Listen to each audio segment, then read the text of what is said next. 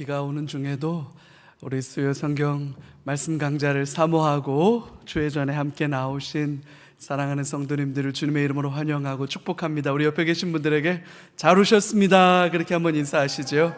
잘 오셨습니다. 제법 비가 오네요. 가물었다고 그러는데 비가 와서 다행이기도 하고 후텁지근하긴 하지만 또 말씀 앞에 또 하나님 앞에 나아갈 때 저와 여러분들을 향한 하나님의 세미한 음성 또 신실한 사랑 같이 경험할 수 있게 되기를 바랍니다.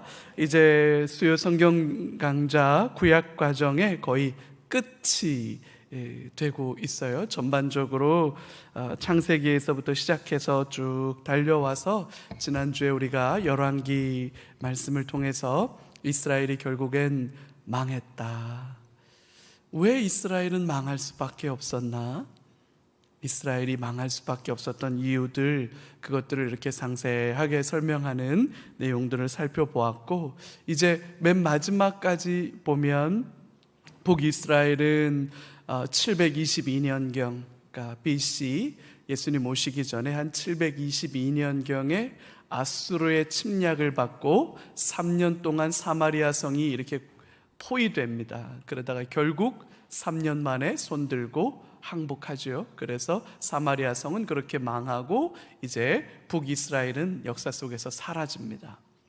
그로 한 200년 정도 시간이 200년이 채 안 되겠네요. 586년 이때 이제 바벨론이 세 차례를 남유다를 쳐들어와요. 예루살렘을 쳐들어와서 마지막 3차 공격 때 예루살렘 성이 2년간 포위됩니다. 2년간 포위되다가 이제 결국 망하고 마지막 시드기야가 도망가다가 야반 도주하다가 붙잡혔습니다. 자기 시위대 군대들을 이끌고 밤에 야반 도주하다가 바벨론 군대에게 적발이 됐고 추격당해서 결국 붙잡혀요. 그러니까 2년 동안을 버텼으니까 바벨론 느부갓네살 왕도 화가 좀 났죠. 그래서 시드기야를 잡아서 시드기야의 아이들을, 왕자 공주들을 시드기야가 보는 앞에서 다 살해했습니다. 그리고는 시드기야의 눈을 뽑아버렸어요. 참 잔인하고 비극적이죠. 그게 망한 나라의 모습이에요. 그렇게 해서 바벨론의 포로로 끌려가는 얘기, 그게 이제 열왕기의 마지막이고, 우리가 이제 오늘 살펴보게 될 내용은 역대기 말씀을 살펴볼 거예요.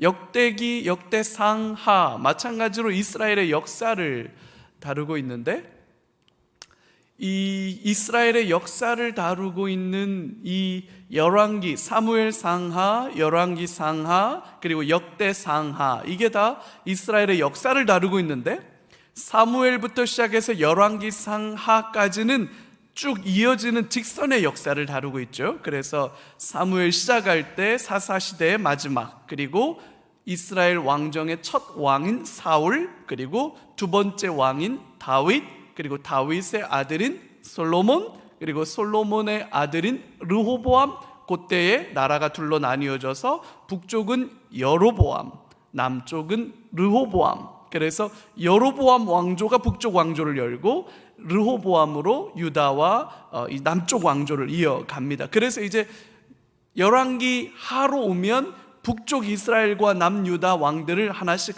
교차해 가면서 설명해 가다가 아까 말씀드린 것처럼 북이스라엘은 멸망했고 남유다도 결국 멸망한 것으로 끝났어요. 근데 그 다음 성경이 역대기입니다. 역대기, Chronicles. 크로노스라고 하는 그리스의 신이 있죠. 크로노스는 최고의 신이에요. 크로노스. 우리가 크로노스라고 하는 말은 시간을 가리킬 때 사용하는 단어입니다. 크로노스. 그래서 이 역대기라고 하는 말은 시간들, 이런 뜻이에요.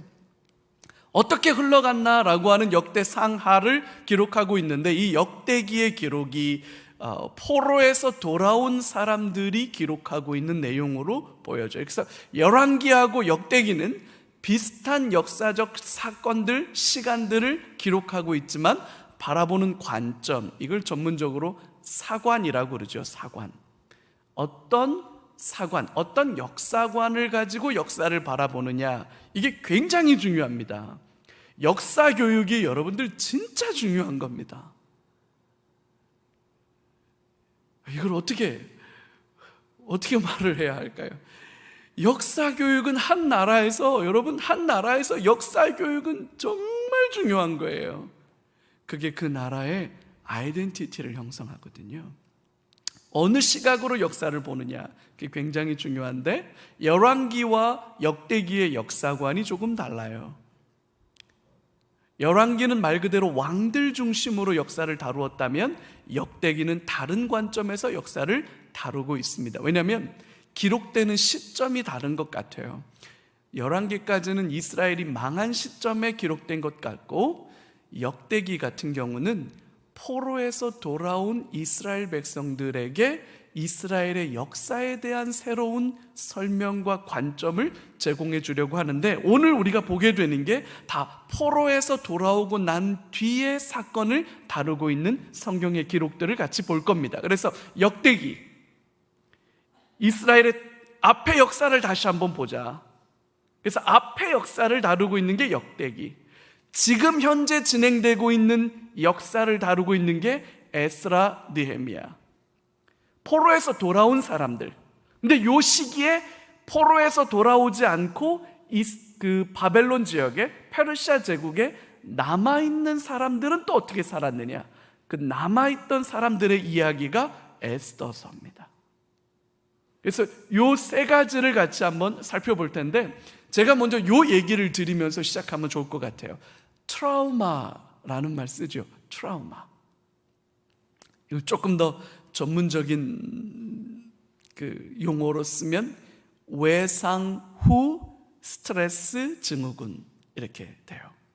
외상, 어떤 큰 충격과 어려운 일을 맞닥뜨리고 나면 그게 하나의 정신적 외상이 되는 거예요. 그럼 이 큰 스트레스와 어려운 일을 겪고 난 다음에 그 사건 때문에 이후로도 계속해서 이상한 어떤 병적 증세, 정상적이지 않은 어떤 모습들을 보이기도 한다는 거예요. 예를 들어서 우리말 속담에 자라보고 놀란 가슴, 소뚜껑 보고 놀란다. 옛날 우리 어른들이 이 외상후 스트레스 증후군 이렇게는 표현을 안 했지만 알았던 거예요. 옛날 우리 어른들도. 그거 자라보고 놀란 거 소뚜껑 보고 또 놀라는 거야. 이게 딱 외상후 스트레스 장애를 말하는 거예요. 큰 충격을 경험했어요. 그러면 그 충격을 어떻게 해석하고 이해하느냐에 따라서 그 이후의 삶이 어떻게 가야 될지를 굉장히 많이 아주 중요하게 결정하고, 이렇게 제가 대학생 사역을 한참 할 때 참 안타까운 일을 경험한 여러 가지 일들이 있지만, 그 중에 하나, 지금도 제 마음속에 참 남아있는 안타까운 일들이 하나 있는데, 참 좋은 자매예요. 참 건강하고 좋은 자매고, 지방에서 서울대를 합격해서 서울대를 진학을 한 거예요. 그러니까 동네에는 플랜카드가 걸렸겠죠. 장하다 누구 서울대 합격 이렇게 해가지고 또 그 동네에서는 플랜카드까지 걸릴 정도로 아주 촉망받는 인재였어요, 이 자매가. 근데 어느 날 그 자매의 소그룹 리더와 그 자매의 남자친구가 둘 다 사색이 돼서 저한테 전화가 왔어요. 목사님, 큰일 났어요. 웬일이냐? 자매가 귀신에 들렸어요. 뭔 말이냐? 자매가 특정한 사건들이 일어나면 전혀 다른 사람이 돼요. 약간 해리성 장애를 겪는 거죠. 전혀 다른 인격이 되는 거예요. 목소리도 달라지고 말투도 달라지고 이전에 있었던 일들과 전혀 다른 사람이 되는 거예요. 그러니까 어쩌다가 남자친구가 자매랑 밤늦게 통화하다가 어떤 안 좋은 일이 생기면 자매가 갑자기 딴 여자가 되는 거야. 그러니까 이제 귀신에 들렸다는 거예요. 그럼 자매 소그룹 리더도 막 그래서 그래 그럼 데리고 와라. 그래서 데리고 오겠다 그랬는데 이 녀석이 지하철역에서 내려서 제가 있는 교회 사무실까지 오는 길이 한 좀 걸어야 되는 길인데 중간에 도망가 버렸어요. 오겠다고 오다가 나 목사 못 만난다 이러고. 그러니까 이제 또 난리가 난 거예요. 자초지종을 알아보니 이 아이는 고등학생 시절에 참 못쓸 짓을 당했어요.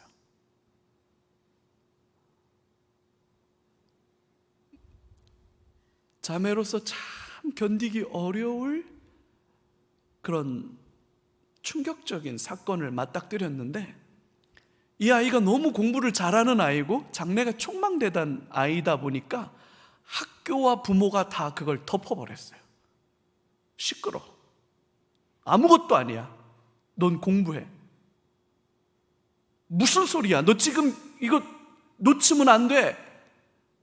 선생님도 알았지만 다루어 주지 않았고 부모도 알았지만 다루어 주지 않았고 주변에서 죄 그렇게 말하니까 대학 갈 때까지 그리고 공부하는 것으로 자신이 경험했던 그 안타까운 일들을 사실 회피했던 거예요. 그리고 정말 최고의 대학에 정말 좋은 과에 진학을 해서 공부를 하는데 이게 여러분 이 마음속에서 해소가 안 되는 거죠. 그러니까 이 친구가 남자친구를 사귀게 되는데 남자친구와의 관계가 전혀 이상한 방향으로 가는 거예요. 건강한 형제 자매의 그런 교제의 모습이 아니라 굉장히 안 좋은 모습으로 가는 거죠. 그러다 보면 연애하던 아이들이 가끔 싸우기도 할 거 아니에요? 그러면 이제 헤어져! 이러면 그래 나도 헤어지려고 그랬어. 오냐? 그래 헤어져. 보통 이제 이런 말 한두 번씩 하고 그러는데 이 말이 있고 나면 이 자매가 완전 이상한 사람이 되는 거예요. 이 문제를 알게 되고 자매의 부모님에게 자매가 지금 이런 상태다. 그래서 이 자매는 좀 특별하게 케어가 필요하다. 욕을 바가지로 먹었습니다. 네가 뭘 안다고? 네 목사가 뭘 안다고 지금? 우리 딸 그 최고의 학교 다니는데 뭐가 문제 있다고 네가 지금 나서서 지금 그러는 거야? 아이고 뭐 말도 못해요. 이분들은 신앙이 없는 분들이고 자기의 딸이 자랑스럽기만 할 뿐이지 딸이 가지고 있는 그 아픔에 대해서는 어떻게 다룰 수 있는 준비가 안 됐어요. 결국은 이 자매가 극단적인 선택을 하던 것이 다행히 발각이 돼서 더 큰 파국을 경험하지는 않았고 잘 이렇게 치유가 될 수 있는, 회복이 될 수 있는 그런 단계로까지 가긴 했는데, 제가 왜 이 말씀을 드리냐면 이스라엘 백성들이 나라가 망했단 말이죠. 아까 말씀드렸죠. 시드기야 마지막 왕은 자기 보는 눈앞에서 자기 아이들이 그렇게 됐고, 그리고 난 뒤에 자기 눈은 뽑혔고, 이게 여러분 이스라엘 백성들에게는 다 듣고 보고 아는 얘기가 되어버렸죠. 그리고 끌려갔어요. 왕이 그렇게 끌려갔으면 나머지 백성들은 말로 다 할 것 없어요. 제가 계속해서 에스라 느헤미야 강해설교 때 말씀드리죠. 성전이 무너져 내렸어요. 이거는 이스라엘 백성들에게 집단적 트라우마예요. 그러면 이런 얘기가 나올 수밖에 없어요. 하나님 도대체 뭐 하셨습니까? 하나님 계시기는 한 겁니까? 하나님 우리의 이 비극과 이 아픔과 이 상처 속에 하나님은 어디서 뭐 하셨어요? 라는 절망과 탄식이 쏟아져 나올 수밖에 없고, 그것이 하나님을 향한 원망으로 가거나 아니면 자기에 대한 어떤 이것으로 돌아오면 결국 어디로 가게 되냐면 하나님 없다, 하나님이 있다고 한들 나하고 하나님이 무슨 상관이냐, 이렇게까지 갈 수밖에 없는 거겠죠. 그래서 포로로 끌려간 이스라엘 백성들의 가장 큰 트라우마가 뭐냐면, 왜 우리는 이런 비극을 경험할 수밖에 없었나? 왜 성전은 그렇게 무참히 짓밟혔고 우리는 비참하게 이런 포로된 노예와 징배 없는 짓밟히는 이런 비루한 인생을 살 수밖에 없는 건가? 라고 하는 이 엄청난 질문 앞에 차근차근 대답을 해 주어야 할 필요가 생기는 거예요. 그래야 이 사람들이 돌아오지. 돌아와서 이 사람들이 성전을 재건하고 성벽을 재건할 수 있는 거죠. 그래서 역대기라고 하는 기록의 가장 중요한 특징은 뭐냐면, 왜 이스라엘은 망했나? 이스라엘이 망했음에도 불구하고 하나님은 실패한 게 아니라 여전히 하나님은 일하고 계신다라고 하는 그 얘기를 이스라엘 백성들에게 차근차근 그들이 이해하고 납득하고 받아들일 수 있도록 다시금 꼼꼼하게 점검해서 차근차근 짚어주어야 할 필요가 생겼겠죠.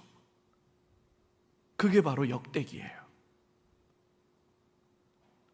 그래서 역사를 다시 한번 꼼꼼하게 보는 거예요. 자, 그래서 역대기는 이렇게 기록되어져 있습니다. 역대상, 역대하, 결국 한 개의 책인데 분량 때문에 상하로 나누어 놨을 뿐이에요. 1장부터 9장까지는 아담에서 출발해서 다윗까지 갑니다. 열왕기는 그 앞에 사무엘부터 이어져 내려왔기 때문에 사무엘에서는 아담은 언급도 없어요. 그냥 마지막 사사 엘리 제사장과 그 다음에 이 엘가나라고 하는 이 사람의 아들 사무엘, 여기서부터 출발해 가는데 역대기는 다르게 기록합니다. 아담에서부터 출발해요. 왜? 하나님이 어떻게 역사를 이어 오셨는지 우리 처음부터 한번 되짚어보자. 제가 말씀드린 이 외상후 스트레스 증후군, 큰 트라우마를 안고 있는 이스라엘 백성들에게 아담에서부터 시작해서 꼼꼼하게 하나님이 어떻게 일해 오셨는지를 우리 이렇게 말씀 성경 강조하듯이 이렇게 강조를 한 내용인 거예요. 그래서 아담에서부터 출발해가지고 다윗 왕에게까지 그 길고 긴 족보를 역대상에서 1장부터 9장까지는 그 족보를 쭉 읊어갑니다. 왜 이렇게 이름을 많이 써놨을까? 이게 뭔 의미가 있을까?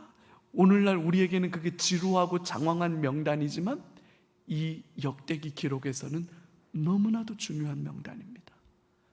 다윗까지 올 때까지 아담으로부터 출발했다는 것은 하나님의 창조에서 출발한다는 거예요.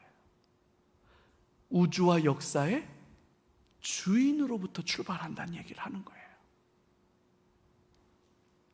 그리고 10장부터 29장까지는 다윗에게 딱 포커스를 맞춥니다. 사울 별로 다루지 않아요. 다윗 왕에게서 다윗 왕에 대해서 다루는데, 다윗 왕에 대해서 다룰 때도 뭐에 집중해서 다루느냐? 유다 지파의 왕으로 세워졌던 건 별로 다루지 않습니다. 이스라엘 전체의 왕으로 세워졌던 그 33년의 기간에 집중해서 다룹니다. 다윗이 40년간 왕위에 있었는데 7년 동안 유다 지파의 왕으로 먼저 됐다가 나중에 이제 사울 지파, 사울을 따르던 북이스라엘 사람들, 그 사울을 따르던 그 지파들을 다 이렇게 합쳐가지고 전체를 만들어내는 거잖아요. 그래서 그 33년간의 다윗의 일대기를 주로 다루고 있는데 그게 주전 1000년부터 971년까지예요. 이때가 우리나라는 아직도 고조선이에요. 그 시기를 막 다루고 역대하로 넘어가면 역대하 1장부터 9장까지는 솔로몬을 다룹니다. 솔로몬의 가장 아름다웠던 전성기. 근데 솔로몬의 아름다웠던 전성기 중에 스포트라이트는 어디로 가느냐면 성전으로 갑니다.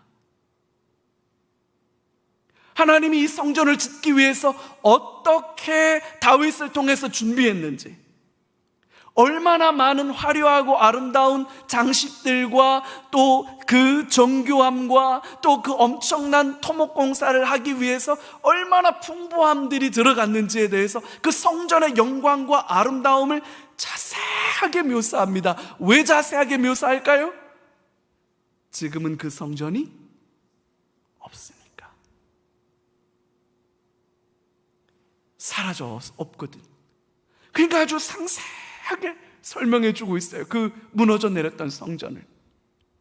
그러면서 여기서 성전 낙성식 때 솔로몬이 기도를 합니다. 근데 솔로몬이 뭐라고 기도합니까? 우리가 잘 아는 것처럼 이 백성이 다 겸비하여 주께 무릎 꿇고 엎드려 회개하거든. 주는 계신 곳 하늘에서, 그리고 이 성전에서 들으시고 저들의 죄를 사하시고 저들을 고쳐주옵소서. 만약 이 백성이 끝까지 불순종해서 하나님이 책망하고 심판해서 멀리 쫓겨나 흩어질지라도 그 흩어진 곳에서 이 성전을 향하여 손을 들고 하나님, 내가 잘못했습니다라고 하나님을 기억하고 회개하며 기도하거든, 하나님 그들의 기도를 들어주소서. 그래서 땅 끝까지 쫓겨났다 할지라도 다시 돌아오게 하소서. 이 솔로몬 낭성식에서의 솔로몬의 기도, 솔로몬의 기도의 핵심은 이 백성이 하나님과의 그 신실한 언약 관계를 잘 지켜가게 해달라는 데에 방점이 있어요. 근데 그럼에도 불구하고 불순종하면 하나님 두드려 패서라도 주님께로 돌아가게 해주십시오. 제가 지난번에도 말씀드렸지만 저희 어머니 그 마룻바닥에서 제가 들었던 기도 속에 저희 어머니 한 번씩 할 때마다 강권적으로 여러분, 강권, 이게 얼마나 무서운 기도인지 아세요? 여러분, 사실 이 강권적이라는 기도는 굉장히 무서운 기도예요. 하나님이 좋은 말로 할 때 말 듣자, 인격적으로 말씀하셔도 안 들으면 그 다음은 뭐 하자는 거예요? 회초리 들어서라도, 코를 꿰서라도, 모가지를 잡아서라도. 아이고, 솔로몬이 그렇게 기도하고 있는 거예요. 그 상세한 기도가 낙성식, 성전 낙성식의 기도의 절정이죠. 자, 그러면 그 얘기는 지금 포로에서 돌아온 이스라엘 백성들의 트라우마가 그 기도 속에 만져지는 거잖아요. 왜 하나님은 망할 수밖에 없었나? 우리는 성전은 왜 무너질 수밖에 없었나? 그 대답이 이미 솔로몬 성전 낙성식에서 이미 드러나고 있는 거잖아요. 그리고 10장부터 36장까지는 북이스라엘의 왕들은 주로 다루지 않습니다. 핵심적으로 누구를 다루느냐? 남유다의 왕들만 다룹니다. 왜 남유다의 왕들을 주의 깊게 다루느냐? 왜 그랬습니까? 성전이 여기 있기 때문입니다. 성전이. 남유다의 왕들 중에서 4명의 왕들을 집중적으로 스포트라이트를 비춥니다. 왜? 그들이 성전을 개혁하고 무너진 성전을 다시 수축하려고 하는 일들에 애썼고, 그 성전에서 발견된 율법책을 낭독하면서 다시금 그 말씀 앞에 돌아가서 온전히 서려고 몸부림쳤던 왕들이기 때문에 그렇습니다. 그래서 계속해서 그 역사를 중요하게 다루면서 역대기가 지나가는데, 자, 그래서 역대기는 결국 이 3가지 얘기를 해주고 싶은 거예요. 첫 번째, 하나님이 망하신 거다, 아니면 하나님이 심판하신 거다. 이게 코페르니쿠스적 발상의 전환이에요. 이스라엘 백성들은 뭐라고 생각했어요? 하나님이 졌다, 하나님의 성 예루살렘이 무너졌다, 성전이 무너졌다, 여호와가 실패했다, 여호와가 무너졌다, 이렇게 갔지만 아니라는 거죠. 하나님이 바벨론의 신 마르둑에게 진 것이 아니라 사실은 하나님이 이스라엘을 심판하신 거죠. 왜? 언약에 충실하지 않았기 때문에, 율법에 신실하지 않았기 때문에, 그들의 불순종 때문에 여러 차례 경고했음에도 불구하고, 우리가 다음 주에 이제 선지서 볼 거예요. 선지자들이 얼마나 상세하게, 얼마나 집요하게 이스라엘의 돌이킴과 회개를 위해서 각 시대마다 이사야를 비롯해서 말라기까지 얼마나 많은 선지자들이 그렇게 집요하게 이스라엘의 회개를 촉구했었는지 이제 다음 주에 볼 거예요. 그 왕정의 역사들 속에 어떻게 일했는지를. 그렇게 일했음에도 불구하고 이스라엘은 끝까지 목이 곧은 백성, 회개하고 돌이키지 않는 백성, 하나님 앞에 자신의 마음을 내어드리지 않는 바람난 여자와 같은 모습으로 계속 그렇게 갔다는 거죠. 아내가 바람을 피고 도망갔어요. 그래서 호세아 선지자는 어떤 것까지 얘기를 합니까?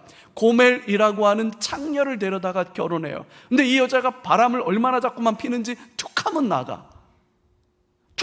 나가는데 호세아가 어떻게 합니까? 가서 빌어요. 누가 빌어야 돼? 집 나간 여자가 빌어야 되는데 호세아가 가서 빌어요. 제발 좀 들어와 주세요. 그래서 데리고 들어와. 근데 또 얼마 있다가 또 집 나가. 이게 남편이 호세아가 못돼가지고, 호세아가 뭐 주사가 심해가지고 뭐 그게 아니에요. 그냥 이 여자가 딴 남자가 마음에 들어서 나가는 거예요. 자꾸만 또 나가요. 그럼 또 가서 빌어요. 그럼 또 데리고 와요. 그럼 또 나가요. 3번이나 나가요. 그리고 그러면 여러분, 이 호세아 이야기를 들으면 대부분의 건강한 상식 있는 남자들은 뭐라고 얘기하겠습니까?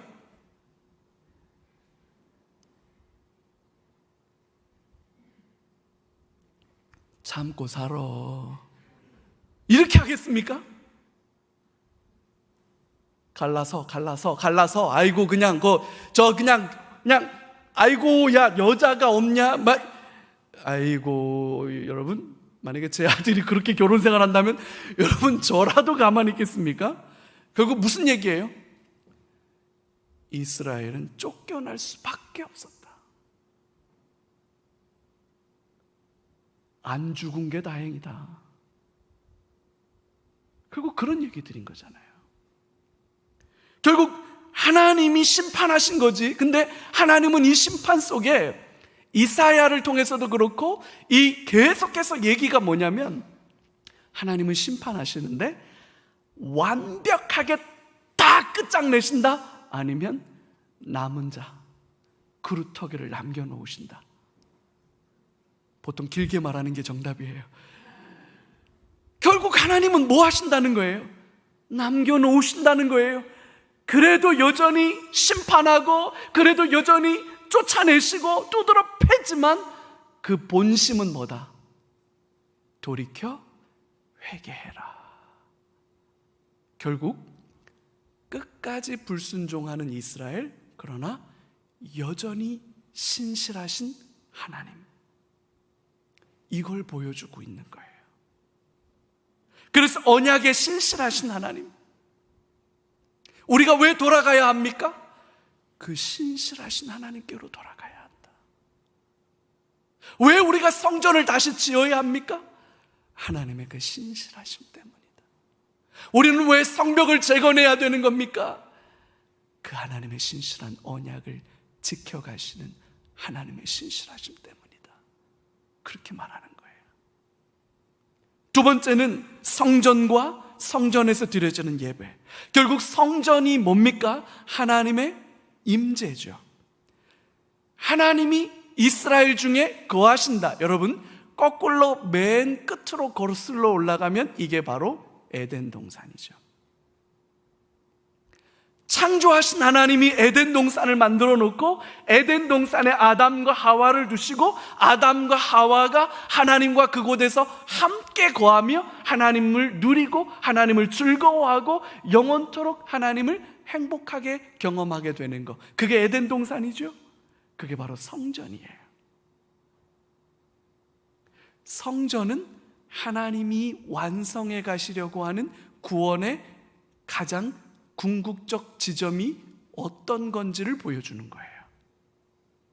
그래서 요한계시록으로 가면 흰 옷 입은 14만 4천이 뭐 해요? 찬송하죠. 찬송하는 거예요. 왜? 하나님이 너무 좋으니까요. 에덴에서 아담과 하와가 하나님을 너무 즐거워하고 너무 행복했던 것처럼 새 예루살렘이 임했을 때 그 새 예루살렘은 더 이상 해가 필요 없고 슬픔이나 아픔이나 고통이 없고 눈물이 없고 영원토록 하나님을 즐거워하고 하나님을 기뻐하고 하나님이 빛이 되셔서 우리와 함께 계시니까 우리는 이곳에서 너무나도 하나님과 충만함을 경험하게 돼. 그게 바로 에덴이죠. 그게 바로 성전인 거예요. 그래서 성전을 그렇게 중요하게 여기는 거예요. 언약궤에 대한 언급이 역대기에만 40회 이상 등장합니다. 하나님의 임재를 상징하는 그 언약궤, 지성소에. 하나님이 이스라엘을 버렸다 안 버렸다? 안 버렸다. 하나님은 이스라엘을 한 번도 버린 적이 없다. 그 얘기를 하는 거죠. 그래서 역대기의 역사는 역사의 기록이지만 선별된 역사의 기록이다. 요 주제를 맞추어서 꼼꼼하게 설명해 준, 그래서 역대기를 뭐라고 말하냐면 설교된 역사다 이렇게 말해요. 설교된 역사다. 그래서 역대기는 좀 그렇게 넘어가고 이제 에스라, 느헤미야, 포로된 시절에 돌아온 사람들에 대한 이야기를 한번 살펴보면 요 표를 좀 한번 볼 필요가 있어요. 포로로 끌려갔던 것도 3번에 걸쳐서 끌려갔고 돌아온 것도 3번에 걸쳐서 돌아왔습니다.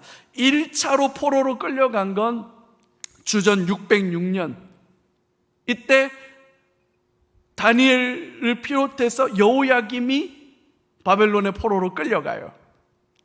2차 포로는 597년에 여호야긴, 이 여호야긴은 나중에 열왕기 하에서 이제 그 바벨론 안에서 왕위가 그 신분이 어느 정도 복권되는 모습으로 끝났던 그 왕이죠. 에스겔이 이때 잡혀갑니다. 제사장 에스겔.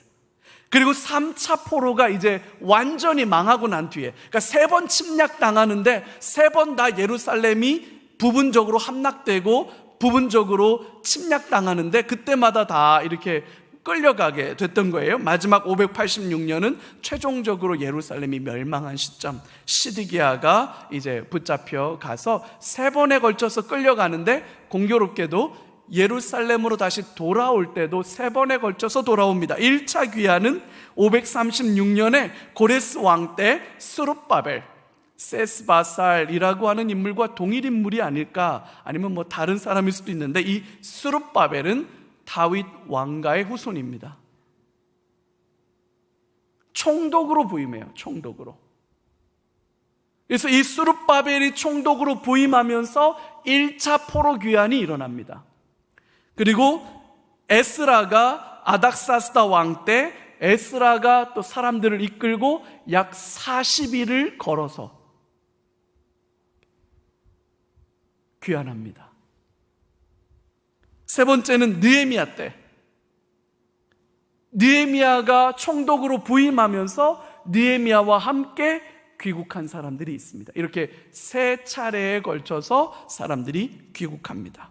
에스라, 느헤미야의 계요를 보면 에스라는 1차 포로 귀환을 설명하고 있는 게 세스바살과 스룹바벨이 1장과 2장에서 우리가 지금 주일 성경을 이미 설교에서 이미 살펴봤죠. 고레스 원년에 예레미야에게 하신 하나님의 약속을 성취하기 위해서 하나님께서 고레스로 하여금 칙령을 발표하게 하셨다. 그래서 고레스가 칙령을 발표해서 예루살렘으로 돌아가서 성전을 다시 지어라 이렇게 말을 합니다. 그래서 3장부터 6장까지는 성전이 재건되어지는 내용을 쭉 다루고 있고 7장부터 10장까지는 성전이 준공되고 난 뒤에 2차 포로 귀한 에스라와 그리고 백성들이 이제 그 성전 안에서 어떻게 이스라엘을 다시 재건할 수 있을까, 그 재건된 공동체에 대한 그림들이 설명이 되고요. 느헤미야 1장에서 7장까지는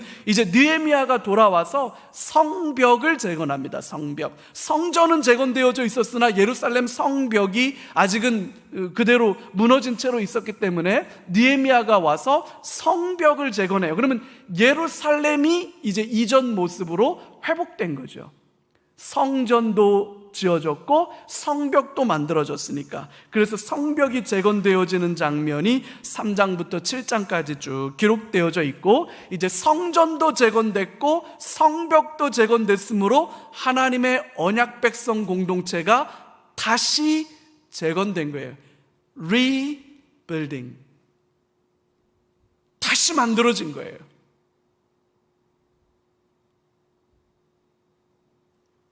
그래서 이제 다시 만들어졌으니까 그 다음 얘기는 뭐겠습니까? 이제 우리가 제대로 말씀 순종하고 살자. 하나님의 언약에 좀 제대로 순종하고 살자. 그래서 언약 갱신 운동이 8장부터 13장까지 꼼꼼하게 등장하면서 언약을 갱신하고 이 언약의 순종에 대한 촉구들이 등장을 하는 거죠. 성전 재건 사업이 1장부터 6장까지 좀 더 상세하게 들어보면 고레스가 조서를 발표해서 이제 예루살렘으로 돌아갈 수 있도록, 이제 고레스는 이 메대 바벨론 연합국을 무너뜨리고 바사 제국, 우리 성경에는 바사라고 되어 있지만 세계사에는 페르시아 제국, 페르시아 제국은 알렉산더와 전쟁을 해서 무너지기 전까지 가장 큰 제국을 만들었던 나라입니다. 페르시아 제국. 우리가 예전에 혹시 그 영화 아실지 모르겠습니다만 그 300이라고 하는 영화에 보면 이게 보통 마라톤 전투도 마찬가지고 그리스 에게해에서 벌어졌던 이 살라미 해전 이런 것도 그렇고 다 이게 페르시아 군대와 그리스 군대와의 전쟁에 대한 거잖아요. 그게 다 페르시아 제국이에요. 나중에 이 페르시아가 워낙 힘이 세니까 그리스까지 막 밀고 내려가는 거였고, 나중에 그 그리스의 마케도니아의 작은 왕이었던 이 알렉산더가 그리스를 제패하고 난 다음에 이제 거꾸로 페르시아를 정복해버리고, 그리고 난 다음에 알렉산더 제국이 만들어지게 되는 거지만, 그 바사 제국을 만들었던 첫 왕 키루스 2세라고 하는 이 사람이 칙령을 발표해서 예루살렘으로 돌아가서 성전을 지으라고 말하는 거예요. 스룹바벨과 함께 사람들이 귀환을 하게 되고, 그들의 명단이 우리가 지난주 설교 때 쭉 살펴보았죠. 그리고 귀환이 완료가 됩니다. 이제 성전을 재건하는 장면이 3장에서부터 6장까지 나오는데, 성전의 기초를 놓아요. 이번 주일날 설교 본문입니다. 이 성전의 기초를 놓게 되는 것이 왜 중요하고, 그 가운데 우리는 어떤 하나님의 말씀을 받게 될지 여러분 기대해 주시고 기도해 주시면 감사하겠습니다. 성전이 그렇게 지어지다가 중간에 멈추어집니다. 반대자들이 나와요. 사마리아 지역에 이미 거주하고 있던 사람들이 반대를 해요. 그래서 왕에게 상소를 올리고 계속 공격을 합니다. 그러다가 15년 동안 성전 건축이 중단되고, 이후에 다시 성전 건축이 재개됩니다. 학개, 스가랴 이 두 선지자가 이 성전 재개를 촉구하면서 예언을 하죠. 대표적으로 학개 선지서, 스가랴 선지서, 그게 요 시대 때 나왔던 예언의 말씀들이에요. 그리고 성전이 다 만들어지고 난 뒤에 유월절을 지킵니다. 유월절이라고 하는 것은 이스라엘 백성들에게 있어서는 그들이 하나님의 언약 공동체라고 하는 가장 분명한 사인이지요. 성전이 지어지고 난 다음에 제일 먼저 유월절을 지킨 겁니다. 공동체가 재건이 됩니다. 요 그림에 나와 있는 요 그림이 여러분 고레스 칙령, 이게 키루스 실린더라고 그래요. 키루스 실린더. 이거 대영제국 박물관에 있는, 실제로 고레스 칙령이 발표되면 요렇게 점토판에 요렇게 만들어져 가지고 지방마다 이게 전달되는 거였었어요. 첫 번째 고레스 왕의 칙령도 요런 형식으로 아마 전달이 됐을 거예요. 2차로 포로 귀환이 에스라 7장에서 8장, 이제 에스라를 중심으로, 제사장이에요. 에스라는 아론의 후손이죠. 아론의 16대 손입니다. 그래서 이 에스라가 사람들을 이끌고 돌아오는데, 이 에스라는 제사장이면서 동시에 율법학자였어요. 하나님의 율법에 정통한 사람이었고, 그래서 이스라엘에게 뭘 가르치냐면 우리가 망한 이유가 이런 거야 라고 하면서 꼼꼼하게 이스라엘에게 말씀을 가르치는 사람이었죠. 에스라와 교환한 사람들의 명단이 등장하고 그들을 영적으로 준비시킨 뒤에 에스라를 통해서 귀환이 완료가 됩니다. 이제 백성들이 영적으로 회복되는데 가장 먼저 했던 일이 뭐냐면 이방인들과의 결혼을 청산시킵니다. 이게 왜 중요하냐? 이방인과의 결혼이 가장 중요하게 언급되어지는 이유가 뭐냐면, 솔로몬이 망할 수밖에 없었던 이유가 뭡니까? 이방 여인들. 후궁과 첩이, 후궁 700명, 첩 300명, 도합 1000명. 할렐루야. 그 자매들을 위해서 그 자매들의 신앙과 그 자매들의 전통과 문화를 그대로 존중해 준, 그게 이제 외교 술책이었기 때문에, 그래서 그 자매들의 원래 고향의 문화와 종교와 관습을 그대로 존중해 줬어요. 그래서 예루살렘 그 왕궁 근처에다가 그 자매들이 섬기는 신전들을 다 만들어주고 그 신상들을 다 만들어주고 그 문화와 전통을 그대로 존중해 주다 보니까 결국 이스라엘이 어떻게 되더라? 종교 혼합주의, 기준이 무너지는 거죠. 왜 이방 사람들과 결혼하는 게 문제가 되느냐? 가장 중요한 게 이 느헤미야에 가서 한 번 더 등장하지만, 첫 번째, 이방 여자와 결혼하면 기본적으로 유대인들에게는, 이때 당시 사람들에게는 여러분 모국어라고 하죠. 모국어, mother tongue, 엄마 혓바닥. 언어를 누구 말을 배워요? 엄마 말을 배우는 거예요. 엄마 말을. 아버지들은 뭐 했을 때가 있는지 난 요즘에 형광등도 잘 안 가는 것 같은데 아버지들 뭐 하는지 잘 몰라. 아버지들은 뭐 하는지 몰라. 근데 대부분 아이들이 다 누구한테 말 배워요? 엄마한테 말 배워요. 엄마 말 배우니까 결국 무슨 문화와 전통을 따라가요? 엄마 전통과 엄마 문화를 따라가는 거예요. 신앙도 엄마 신앙 따라가는 거예요. 그래서 이걸 엄격하게 금지시키는 거예요. 말도 제대로 하나님의 말씀을 읽고 하나님의 말씀을 묵상하고 따라가려면 이 히브리 말을 알아야 되는데 히브리 말을 몰라. 다 아람어만 해. 페르시아 제국의 공용어가 아람어예요. 그래서 이 지역의 아람어가 공용어가 되는 거예요. 아람어만 해. 그리고 그 엄마들의 그 지방 언어만 배워. 아버지들의 언어를 몰라. 그러니까 말씀 앞에 돌아오질 않고 결국 이 자매들이 남편을 따라서 온전한 신앙으로 돌아오는 것이 아니라 거꾸로 그 다음 세대가 엄마의 신앙으로, 이방 신앙으로 기울어져 가는 거죠. 그래서 이건 절대로 있을 수 없는 일이고 민족적 정체성이 무너지는 일이기 때문에 절대로 안 된다. 그래서 이방 여자랑 결혼한 모든 사람들을 다 불러가지고 다 쫓아냅니다.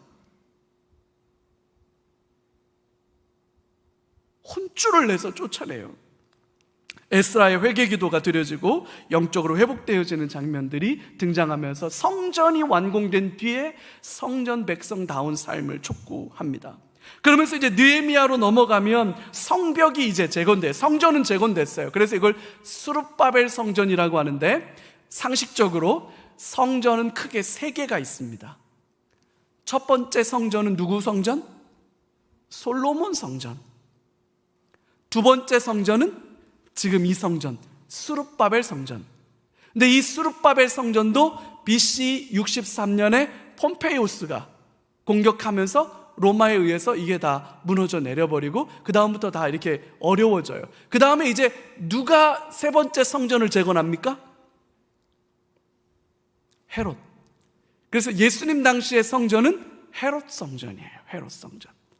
그래서 성경 안에 성전이 3개가 등장한다, 이렇게 하면 되겠어요? 자, 성전이 등장이 되고 재건이 되고 이제 성벽이 재건이 되는데, 이게 지금 예루살렘 성의 모습입니다. 이렇게 그래서 성벽이 재건이 되는데 느헤미야가 무너진 성벽의 소식을 듣고 그것 가지고 하나님 앞에 금식하며 기도하고 아닥사스다가 물었을 때 왕 앞에 그 이야기를 하고 그 다음에 이제 느헤미야가 총독으로 부임하게 되면서 성벽 재건을 준비합니다. 그러면서 성벽 건축자들에 대한 소개가 쭉 나오고 도비아와 산발랏 이 사람들이 반대하고 나서죠. 그런 것을 무릅쓰고 52일 만에 초단 기간에 성벽 재건이 완료가 됐습니다. 그러면서 예루살렘 통치를 이제 새롭게 하고 예루살렘 인구가 등록이 되면서 하나의 통치 기구가 만들어지게 되죠. 그러면서 이제 성전도 성벽도 만들어졌기 때문에 언약 갱신 작업이 벌어지는데 수문앞 광장 앞에 이스라엘 백성들이 다 모입니다. 그래서 에스라가 율법책을 낭독하죠. 그래서 우리 교회도 성경을 읽을 때 여러분 제가 여기 서서 예배를 인도할 때 보면 새가족이 티가 나는 경우가 간혹 있는데 성경 읽을 때 안 일어나면 새가족입니다. 이게 요 수문앞 광장에서 에스라가 율법책을 펼 때 백성들이 다 일어났던 아마 그것 때문에 원로 목사님께서 아마 우리 예배 안에 이런 전통을 넣어 놓으셨을 거예요. 그래서 백성들이 다 일어났을 때 에스라가 율법을 쭉 낭독하면서 하나님이 손이 짧아서 구원하지 못하심도 아니요 하나님이 무능력해서 이스라엘이 망한 것이 아니라 하나님의 율법에 대한 불순종이고 그 불순종 때문에 에발산과 그리심산에서 선포되었던 축복과 저주의 말씀 그 중에 에발산의 저주가 이루어지게 된 것이니까 이것은 우리가 다시 한번 율법 앞으로 돌아가서 그리심산의 축복이 우리 안에 선포되어져야 한다, 그런 마음으로 나아가게 되는 거죠. 그러면서 이제 언약에 대한 순종을 촉구하기 시작합니다. 백성들이 예루살렘에 모여서 정착하는데 이거를 돌아가면서 해요. 왜? 예루살렘에 살고 싶지 않아요. 예루살렘에서는 뭐 손가락 빨고 밥 먹나요? 직장이 없는 거야. 폐허 위에 성벽만 재건되어 있기 때문에 변변한 직장이 없고 뭐든지 도시시설이 제대로 정비가 안 돼 있었기 때문에 예루살렘에 거주하려고 하지 않아요. 그래서 지도자들이 먼저 예루살렘의 솔선수범에서 거주하고 제사장들 레위인들이 거주하고 그리고 제비 뽑아서 10분의 1씩 돌아가면서 예루살렘에 거주하도록 그렇게 합니다. 제사장들과 레위인들의 명단을 발표하고 예루살렘 성벽을 봉헌하는데 이스라엘 백성들에 대한 개혁이 촉구되는데 첫 번째가 뭐냐면 이스라엘 백성들이 레위인들과 제사장들에게 마땅한 급료를 지불하지 않아서 레위인과 제사장들이 다 도망가 버려요. 레위인과 제사장도 먹고 살아야 되는데 제대로 그들을 섬겨주지 않으니까 레위인과 제사장들이 다 밥 벌어 먹으러 그냥 다 떠났습니다. 그래서 느헤미야가 이것을 백성들의 지도자들에게 아주 날카롭게 책망해요. 레위인과 제사장들을 향하여 그렇게 하면 안 된다. 그래서 그들을 온전히 급료를 지불할 수 있도록 그들의 섬김이 원활할 수 있도록 충분히 에스라를 통해 비롯해서 레위인과 제사장들을 섬겨줄 것을 촉구하고 암몬과 모압 자손들이 섞여 살게 됐는데 그들은 철저하게 성전 예배에서 배제가 되기 시작합니다. 이방인과의 통혼 문제가 다루어지기 시작하고 안식일을 제대로 지키지 않고 안식일에 장사하는 사람들에 대해서 아주 무섭게 책망합니다. 그러면서 이제 이 예루살렘이 하나님의 언약의 도시로서의 기능을 다할 수 있도록 그 개혁을 하고 난 다음에 에스라 마지막 간구가 에스라서 13장 31절에 이게 마지막 문장이거든요. 에스라가 이렇게 기도하고 끝나요. 내 하나님이여 나를 기억하사 복을 주옵소서. 에스라가 그렇게 열심히 느헤미야가 그렇게 열심히 하나님 앞에 순종했다는 것을 기억해 주시기를 기도하는 기도와 바람으로 끝나고 이 느헤미야의 이 마지막 수문앞 광장 집회가 끝나고 난 뒤에 그 뒤에 마지막 예언이 말라기에게 임하는 거예요. 그래서 말라기는 이 사건 이후의 구약의 마지막 예언으로 등장합니다. 그리고 나서 돌아온 사람들의 이야기라면 이제는 남아있는 사람들의 이야기, 에스더서. 유대인들이 그 바벨론 포로 지역에서 그 페르시아 제국 안에서 127개의 지방자치단체들이 있는데 그 127개의 지역에 흩어져 삽니다. 수산성이 성도고 그 주변에 흩어져 살던 이 유대인들이 엄청난 어려움에 직면을 하는데, 그러기 전에 하나님은 에스더가 왕비가 되게 하십니다. 와스디라고 하는 왕후가 폐위당하고 그 폐위당한 그 왕후의 자리가 에스더에게로 돌아가요. 근데 이 에스더서를 가만히 묵상해 보면 참 재밌는 게 뭐냐면, 에스더가 예뻐서가 아닙니다. 그 모든 과정에 하나님의 보이지 않는 손이 작동하고 있다는 게 계속해서 드러나고 있어요. 그러면서 에스더가 못합니다 그렇게 말할 때 모르드게가 이렇게 말하죠. 너가 왕후가 된 것이 이때를 위함이 아닌지 누가 알겠느냐. 너는 왕후니까 살아남을 거라고 생각하고 그렇게 생각하면 안 된다. 그렇게 결단을 촉구해요. 그랬더니 와우, 이 에스더 자매가 너무 멋진 말을 하죠. If I perish, I perish. 내가 죽으면 죽으리라. 그래서 이 왕 앞으로 나아가죠. 왜냐하면 이때 당시에 왕 앞에 나아가는 것은 왕이 부르지 않았는데, 그것도 후궁이 이게 하렘이라고 그러죠. 이슬람 문화에서는 이 페르시아 제국의 이 문화가 하렘 문화거든요. 그러니까 후궁들이 거주하는, 후궁들이 솔로몬도 1000명인데 이 페르시아 제국의 황제는 몇 명인지 기록도 안 돼 있어. 아마 못 셌을지도 몰라. 세는 동안 늘어나서 자꾸만 늘어나가지고 세는 동안 늘어나가지고 못 셌을지도 몰라. 거기에 엄청나게 많은 자매들이 있는데 그 자매들이 맘대로 와가지고 저기요 좀 만나죠, 대화 좀 하죠, 차나 한잔 하죠, 이러면 안 되는 거예요. 그러면 반역이에요. 그럼 반역으로 간주되는 거기 때문에 반드시 죽이게 되어 있는데, 유일하게 살 수 있는 게 뭐냐면 금규라고 되어 있죠. 그건 통치권을 상징하는 거라서 그 금규를 내어 민다. 이것은 내가 이 자리를 너에게 주겠다, 너가 나를 죽여도 나는 달게 받겠다, 그런 의미예요. 그래서 에스더에게 계속해서 이렇게 말하죠. 나라의 절반이라도 너가 원하면 내가 주겠다. 그게 그 말이에요. 그러니까 에스더는 할 수 없는 일이었는데 그 일에 왕의 은총을 입게 되고, 공교롭게도 그 전날 왕이 잠이 안 와요. 불면증 때문에. 요새 더워서 저도 잠이 잘 안 오는데 잠이 안 와요. 그래서 왕이 심심해가지고 야, 일기 좀 갖다 읽어봐. 이래서 일기를 읽었는데 모르드게가 반역을 적발하고 그 반역이 적발된 사건이 있었는데도 불구하고 모르드게가 이렇게 한 것에 대한 적절한 조치가 이루어지지 않았다는 것을 왕이 알게 되는 그런 일들이 같이 연속해서 참 섭리적으로 하나님의 일하심들이 섬세하게 드러나죠. 하만이 개교를 꾸미는데, 그래서 이스라엘 백성들을 잡아 죽여라, 유다 백성들을 잡아 죽여라라고 하는 그 칙서가 내려갔는데도 불구하고 이제 이걸 가지고 기도하고 나아갔을 때 아하수에로 마음을 돌리고 결국 하만이 장대에 달리고 결국 이 조서를 다시 뒤집어서 이스라엘 백성들, 유다인들이 이 127개의 지방에 어디에 살고 있든지 날을 정해서 그 날을 제비 뽑았죠. 그래서 부림, 제비 뽑다는 뜻이에요. 그 제비 뽑아 당첨된 날 7월 13일 그리고 7월 14일 요 날에 이틀에 걸쳐서 자기 원수들, 마음에 안 드는 사람들을 다 공격할 수 있는 권한과 합법적 권리를 유대인들에게 보장해 줍니다. 그래서 이스라엘 백성들이, 유대인들이 그렇게 자기 원수들을 공격하고 그날에 기쁨의 잔치를 벌였어요. 그래서 이 부림절이 지금도 유대에 남아있는 아주 유명한 잔치, 즐거움의 축제가 되기도 하죠. 자, 그래서 결국 이 얘기가 뭐냐?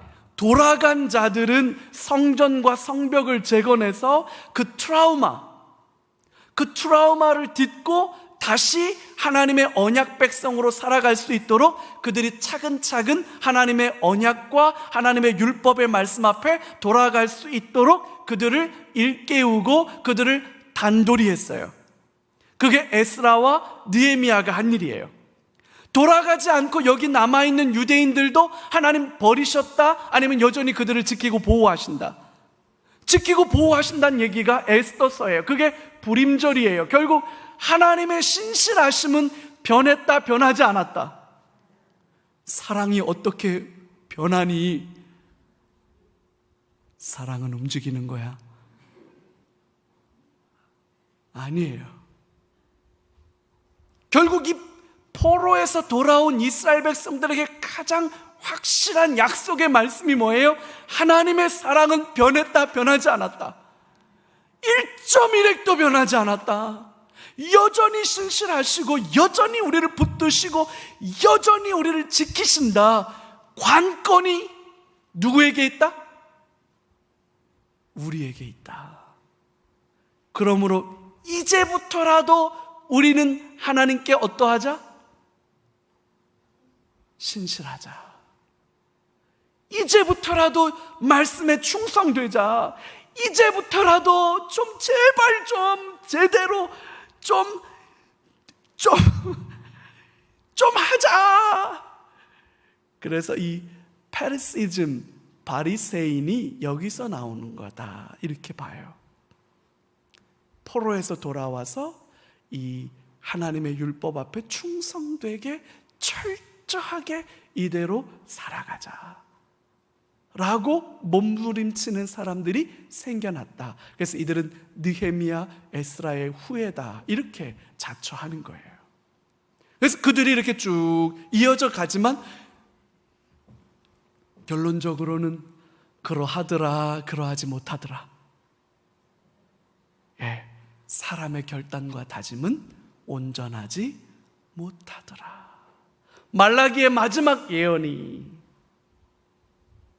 선포되고 400년에 하나님의 계시가 임하질 않아요.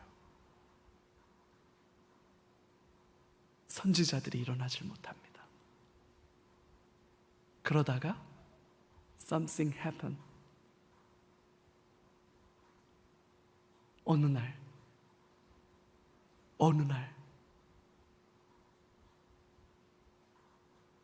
동방의 박사들이 나타나기 시작하고 밤중에 밖에서 양을 치던 목자들에게 천사가 갑자기 나타나기 시작하고 요한의 아버지가 성전에 들어가서 섬기다가 갑자기 천사를 보는 일이 생기고 400년 만에, 그리고 우리를 위하여 구주가 나셨도다.